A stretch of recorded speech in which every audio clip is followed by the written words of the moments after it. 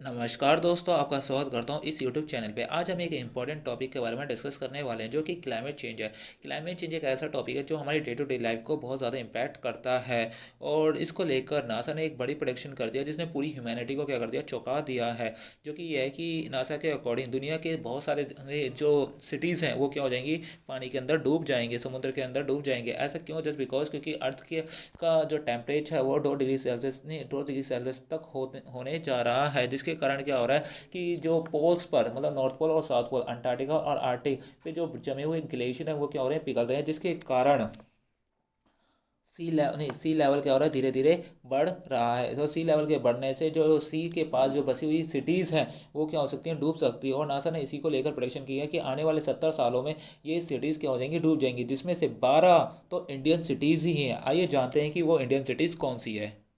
अगर मैं बात करूँ, अब मैं ये नासा की ऑफिशियल वेबसाइट पे हूँ, जो आप ये देख सकते हैं नासा का लोगो यहाँ पर। और अगर मैं नीचे स्क्रॉल करूँ और इनकी कंडीशन को एक्सेप्ट करके स्टार्ट करूँ, तो मुझे कुछ सिटीज़ दिखती हैं। ये देख रहे हो, ये हमारा प्यारा भारत, और ये प्यारे भारत की ये जो कुछ सिटीज़ हैं, प्यारी सिटीज़ हैं, वो आने वाले फ्यूचर में अगर यही तरह इसी तरह का हाल रहा तो आने वाले फ्यूचर में ये सिटीज़ क्या हो जाएंगी, डूब जाएंगी। ये इंडियन सिटीज़ ही नहीं, Pakistan, Iran, Saudi Arabia, Syria, African, Europe, Russia, USA और कनाडा, कनाडा, चाइना, ये सारी सिटीज़ आने वाले फ्यूचर में क्या हो जाएंगी, डूब जाएंगी। और इसमें कुछ आइलैंड्स भी हैं जो आने वाले फ्यूचर में इनका एग्जिस्टेंस ही क्या हो जाएगा, ख़त्म हो जाएगा।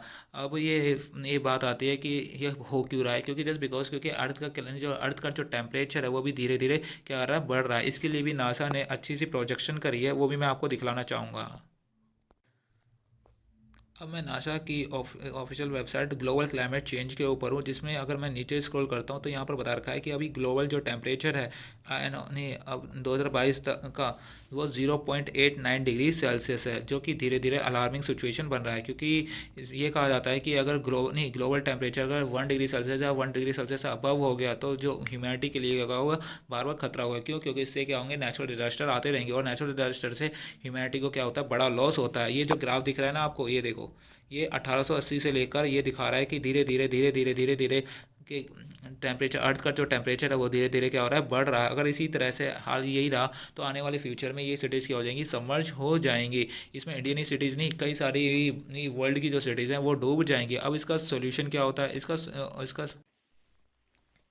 अब इसके सॉल्यूशन के लिए ना, वो नहीं, इसके सॉल्यूशन के हर साल क्या होता है, क्लाइमेट चेंज के लिए एक एक जनरल असेंबली होती है, हर साल होती है, जिसमें हर एक कंट्री क्या करती है, वो प्लेज लेती है कि मैं हम इतने साल तक ये हो जाएंगे। और हर कंट्री ने क्या ले रखा है, प्लेज ले रखा है कि वह 2070 या 2050 तक क्या हो जाएंगे, कार्बन न्यूट्रल हो जाएंगे। लेकिन इसके लिए भी ना जो बड़े डेवलप्ड कंट्री है उनकी एक अकाउंटेबिलिटी बैठती है कि वो क्या करें, एक फंड या free of transfer of energy जारी करें गरीब कंट्रीज़ के लिए, ताकि वो इजी इजी वे से क्या कर पाएँ, शिफ्ट कर पाएँ। और यूएन के मुताबिक ये देख रहे हो, 1970 से लेकर 1981 तक अब तक लोगों ने 2 मिलियन लोगों ने क्या कर रही है, जान गंवा चुकी है। और जिसके एस्टिमेट के अनुसार 4.3 यूएस ट्रिलियन डॉलर का हमें क्या हो चुका है, नुकसान हो चुका है।